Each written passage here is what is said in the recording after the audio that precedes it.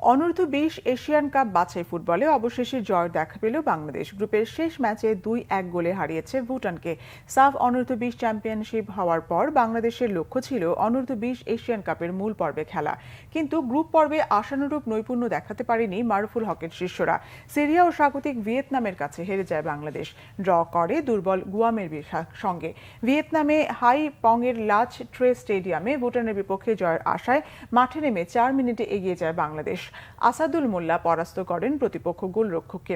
পিছিয়ে পড়ে ঘুরে দাঁড়াতে মরিয়া হয়ে ওঠে ভুটান, তবে নিশ্চিত কয়েকটি গোলের সুযোগ মিস করে তারা। বিরতির পর পিয়াস নোভা ভুটানের জালে বল পাঠালেও অফসাইডে বাতিল হয়ে গেল হয় গোল। 70 মিনিটে খেলায় সমতা আনে ভুটান। অধিনায়ক পেমা জাংপোর দেয়া উড়ন্ত বল ক্লিয়ার করার চেষ্টা করেন বাংলাদেশের ডিফেন্ডার সাকিব। তার হেডে বল সাইড পোস্টে বাধা পেয়ে গোল লাইন ক্রস করলে সহকারী রেফারি গোলের বাঁশি বাজান। 86 মিনিটে ব্যবধান দ্বিগুণ করে মারুফুল হকের দল। বক্সের বাইরে থেকে দূরপাল্লার শটে ভুটানের গোলরক্ষককে পরাস্ত করেন মইনুল। শেষ পর্যন্ত 2-1 জয় নিয়ে মাঠ ছাড়ে বাংলাদেশ। এই জয়ে 4 ম্যাচে 4 পয়েন্ট নিয়ে টুর্নামেন্ট শেষ করল তারা।